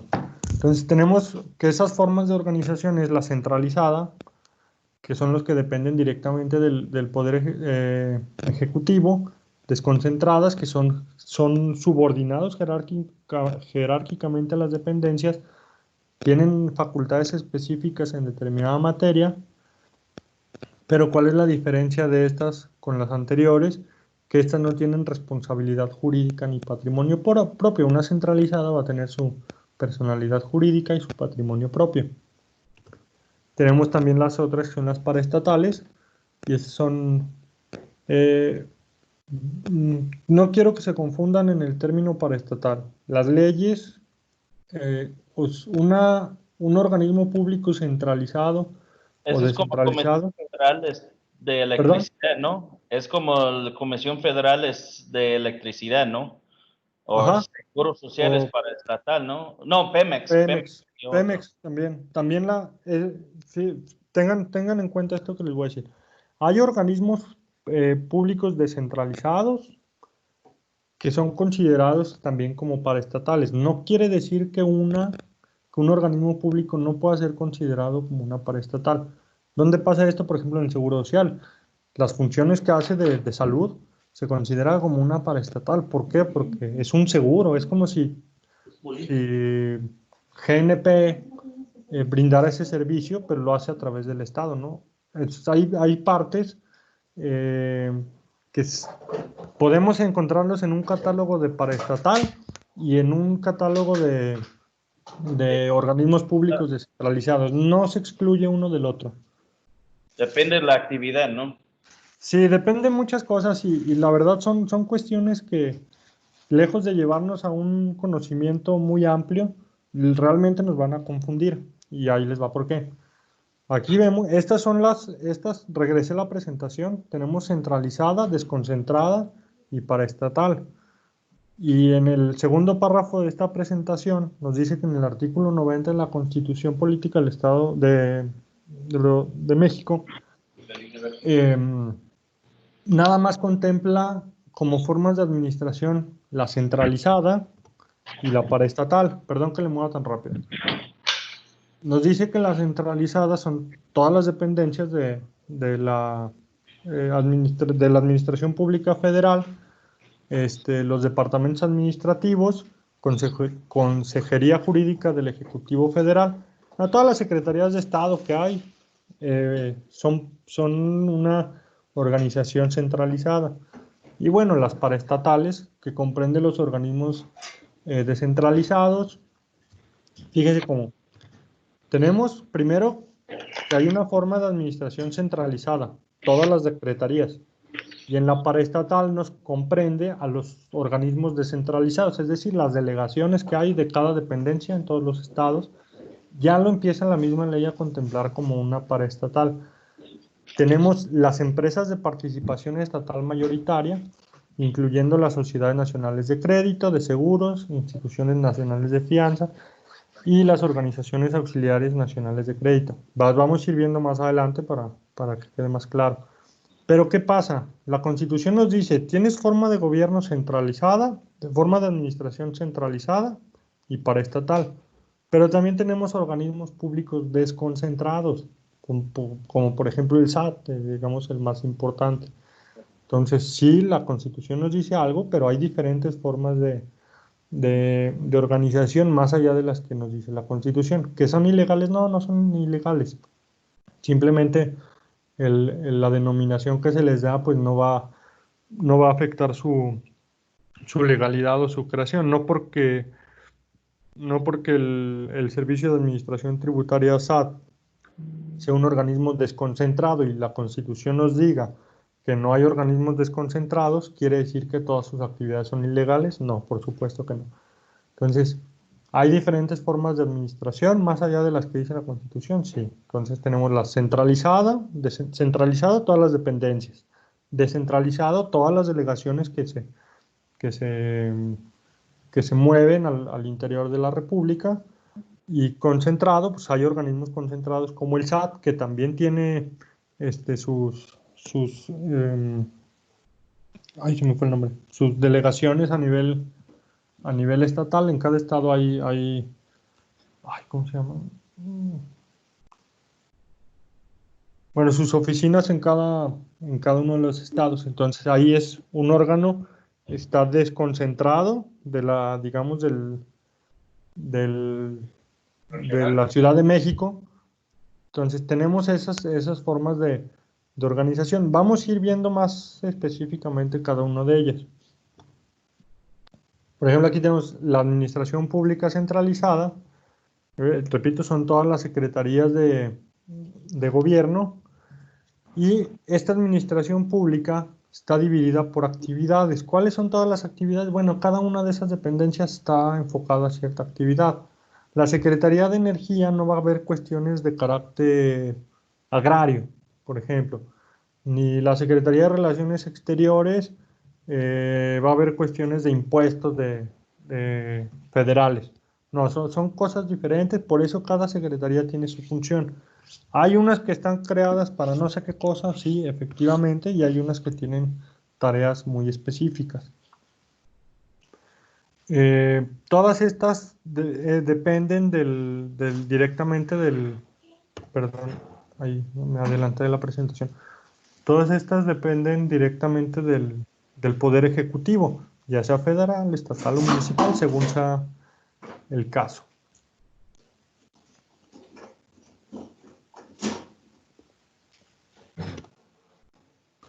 Entonces, presidente de la República. ¿Quién es el presidente de la República? Es la persona que se encuentra enfrente al Poder Ejecutivo, es electo de forma directa por el pueblo, ya sabemos, dura en su cargo 6 años, una votación democrática, entre comillas. ¿Dónde encontramos esta regulación? Del artículo 80 al 89 de la Constitución. Es jefe de Estado y jefe de gobierno, y es el mero de la Administración Pública Federal. Ninguna dependencia va a tomar una decisión, entre comillas, si no es aprobada por el jefe. Digamos, obviamente, las decisiones importantes. Escucharon en las noticias que el hijo de Bartlett le vendió al Seguro Social ventiladores en ¿sabe cuántos millones de pesos? ¿Ok? De platino. ¿Mande? Están hechos de platino, ese ventiladores. Bueno, no, la verdad no tengo la ficha técnica de esos, seguramente de oro y platino, pero bueno. ¿Qué pasó o qué hizo? En un acto de conciencia y de los pocos que hemos visto, se canceló esa compra. Se echó para atrás esa adjudicación directa, que no fue por licitación, sino una adjudicación directa del contrato. Se echó para atrás. Evidentemente este tipo de decisiones no las tomó un jefe de medio rango del gobierno federal. El echar para atrás un contrato millonario con la implicación política que representa, pues evidentemente fue una decisión del presidente y del director del Seguro Social y bueno, otros funcionarios ahí involucrados. A esto me refiero. El presidente de la República es el jefe de la administración pública. Todas esas cuestiones fuertes, chonchas, pasan por su decisión siempre, o al menos de su gente muy, muy cercana, que son los que van a decidir esto. No es que un delegado estatal en cualquier país, creo que fue en cualquier estado, perdón, creo que fue en Hidalgo, diga, no, sabes que vas para atrás porque ya me están pisando los talones. No, este tipo de cuestiones son de las que llegan a su escritorio y él dice, échalo para atrás porque me están comiendo. Si de por sí ya lo traemos, ¿verdad? Ahora imagínense con eso. Ojalá sea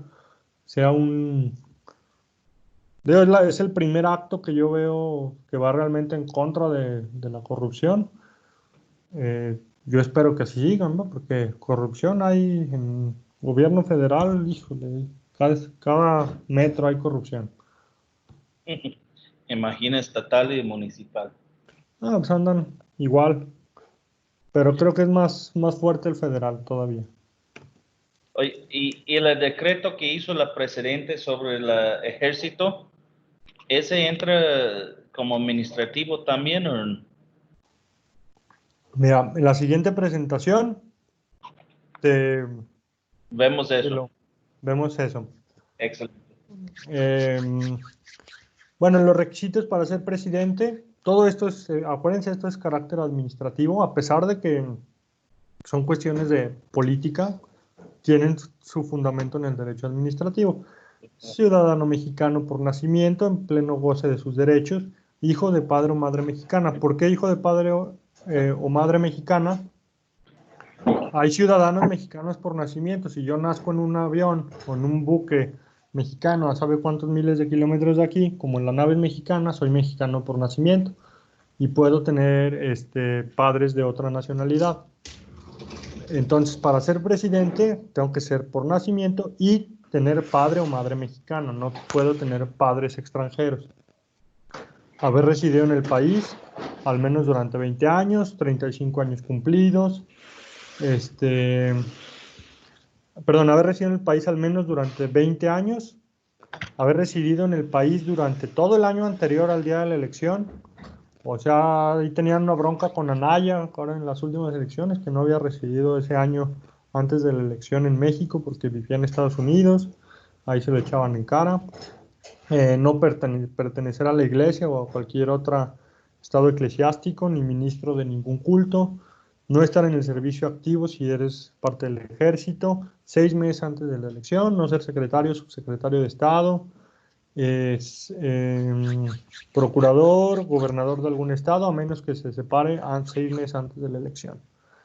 Y no estar comprendido en algunas de las causas de incapacidad establecidas en el 83. El artículo 83 básicamente es la no reelección. No puede haber al ser presidente alguien que ya fue electo.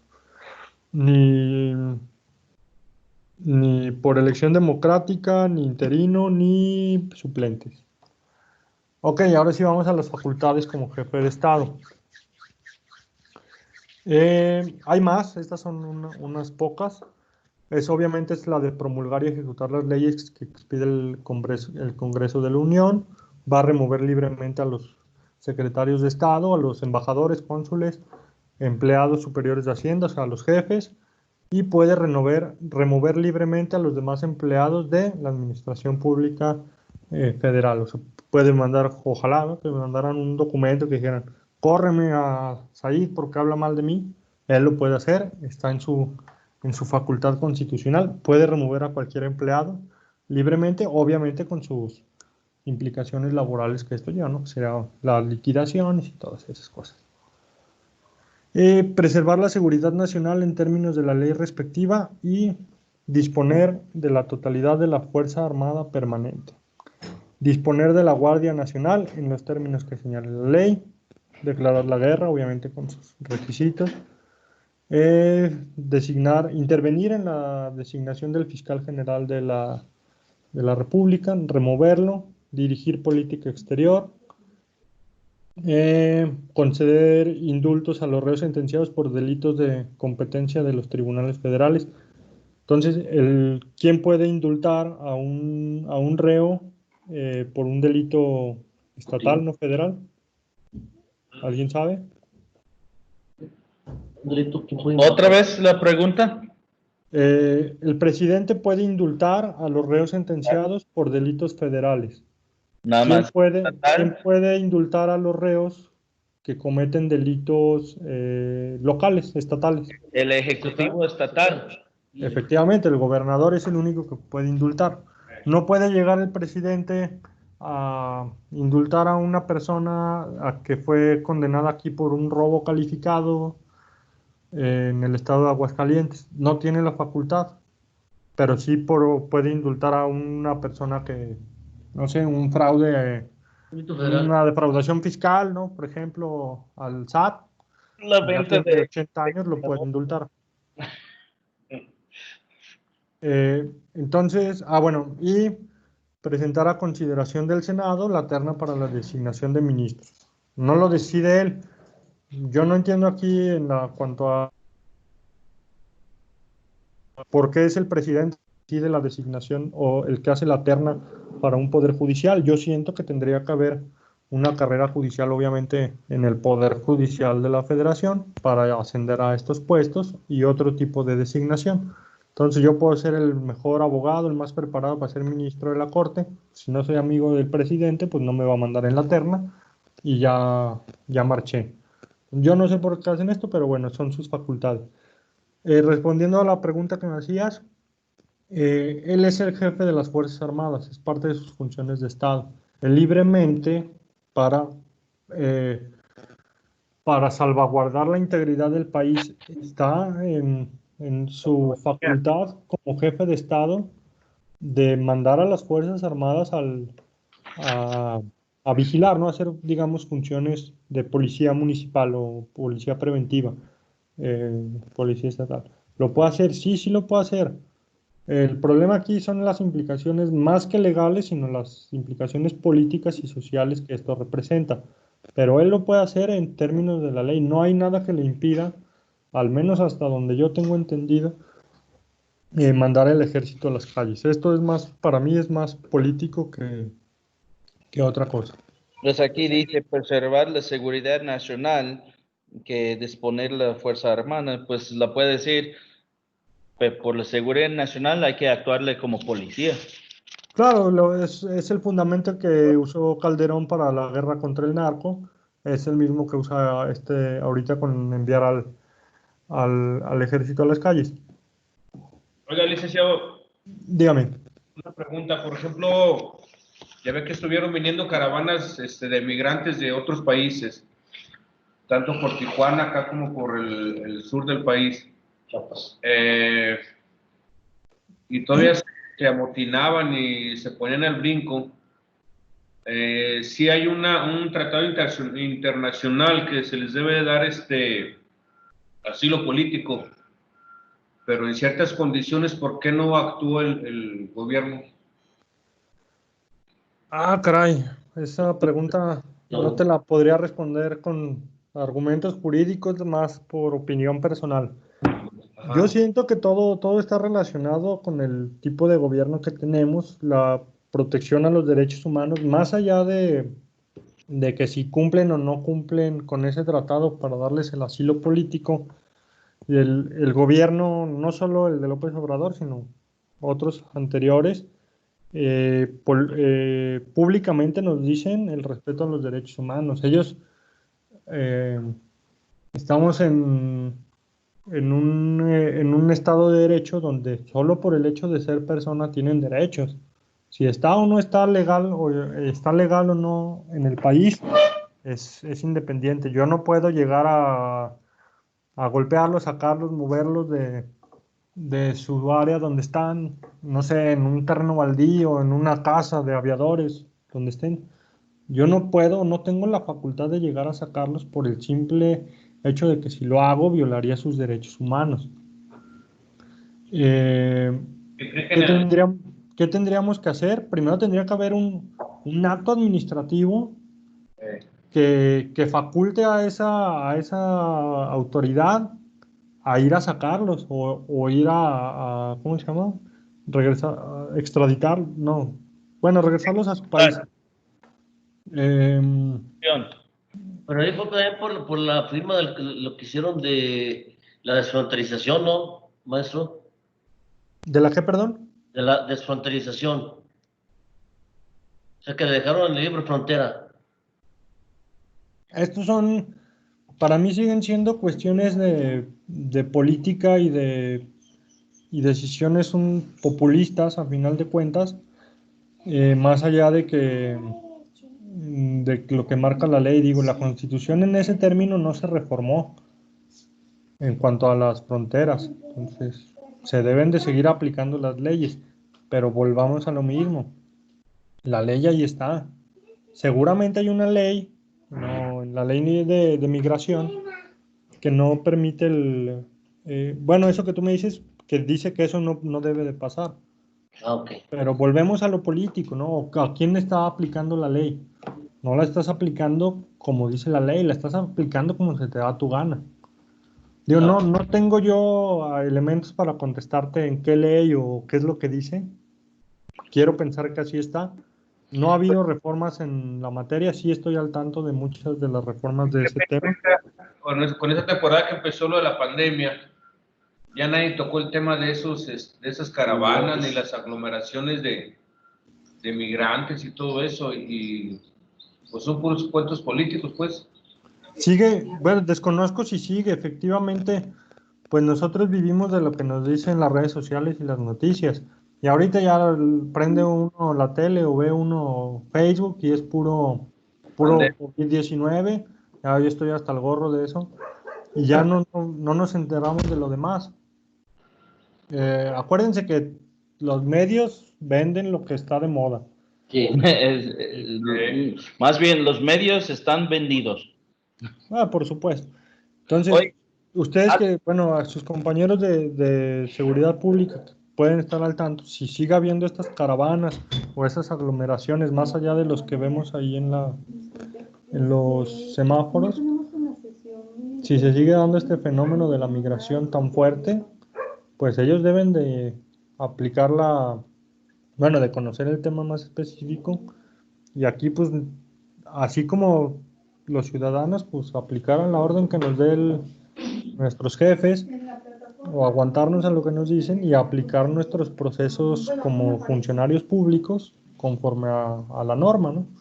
Si la persona si está negrito, está feo y está sucio y anda pidiendo dinero, perdón por los negritos, pero así vemos muchos o los identificamos así. Nadie los quiere. No, yo no, soy yo racista, pero no soy racista. Oye, licenciado, tocando el tema de migración, algo que yo no capto de entender.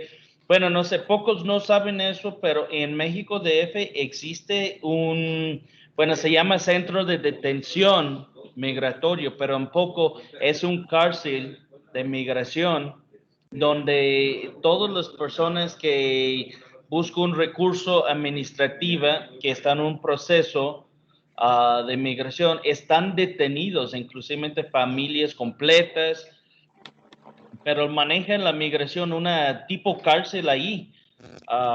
Lo que no entiendo yo es que cómo por un acto administrativo se puede privar la libertad de una persona. Ok, sí está contemplado, bueno, voy a empezar de atrás para adelante en tu duda.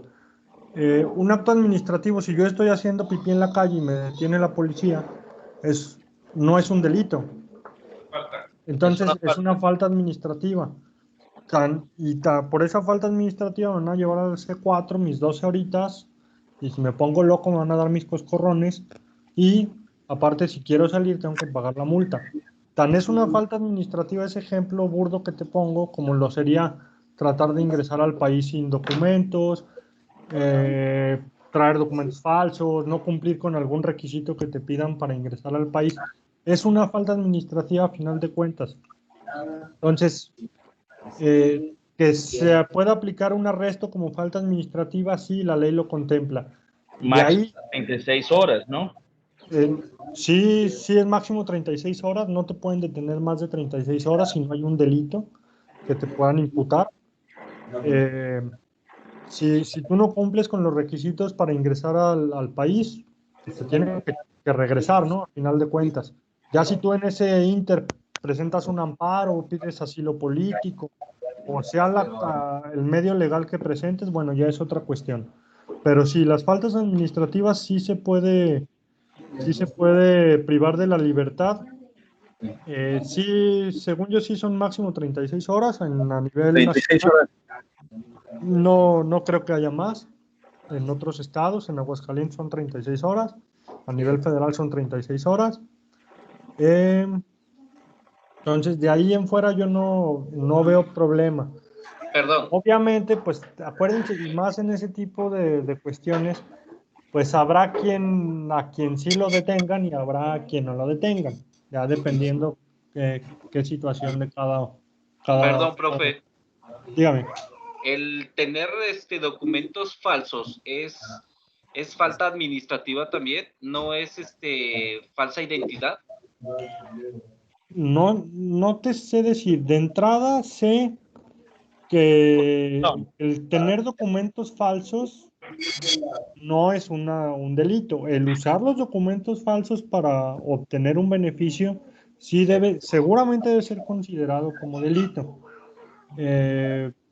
Lo puse como ejemplo, pero no tengo la certeza. No se me vino a la mente otra falta administrativa que pudiera cometer alguna persona. A lo mejor no cumplir con el requisito. No sé, en México no se da, pero si yo quiero ir a Canadá, tengo que tener una invitación de alguien que esté allá, ¿no?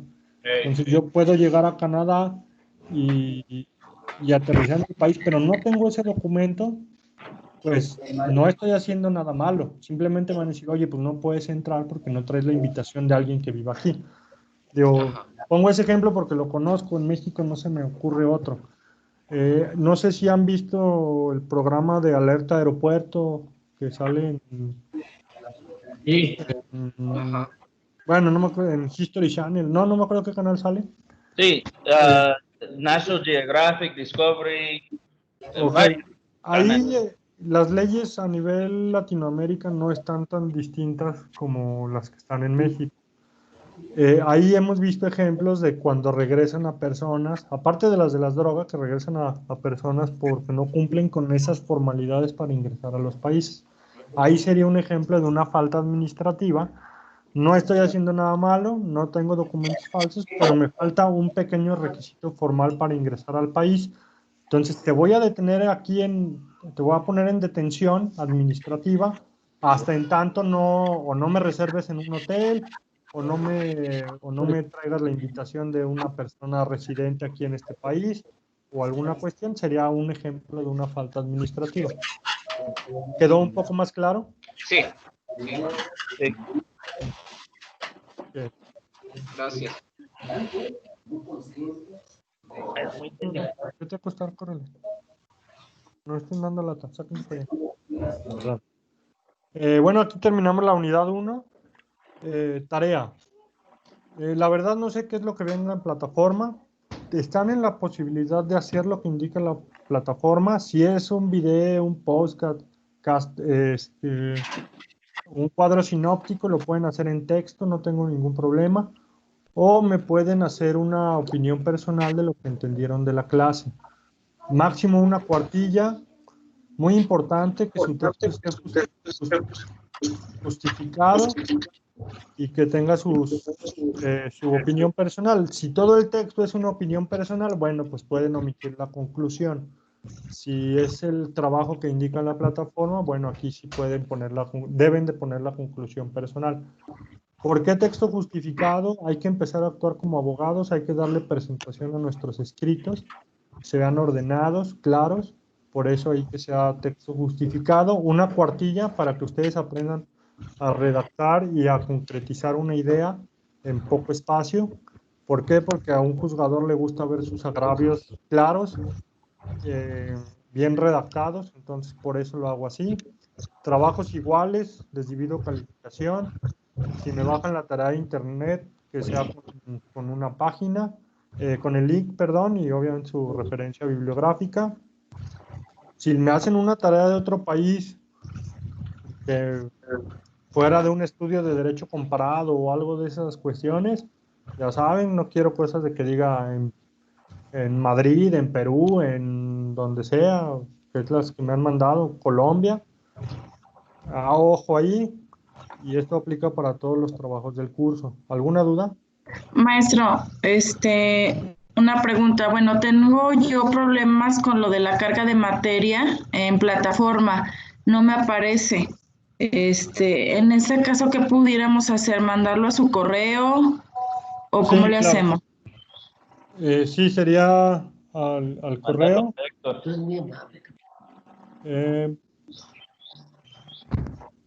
¿Para cuándo es entregar esta tarea, profe? No sé, me parece que se las ponen para el martes, ¿no? Creo. Pero no sé, la verdad no he checado. Si es para el martes, tienen problemas ahorita con estas cuestiones de plataforma y eso, bueno, hacemos una prórroga. Si me la mandan, cuando es la primera materia de este cuatrimestre, sí.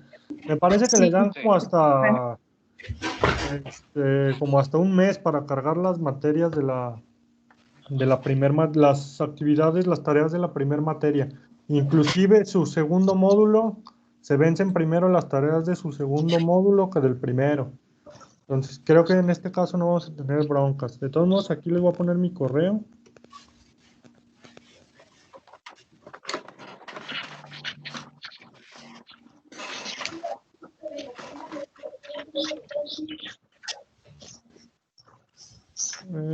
Ese es mi correo personal.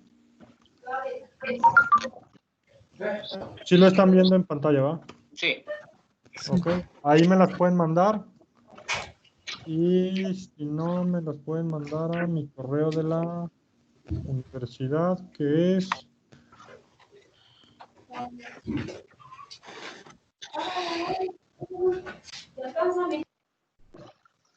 No, bueno, no me acuerdo cuál es si es MX o .com al final, pero es el 00309.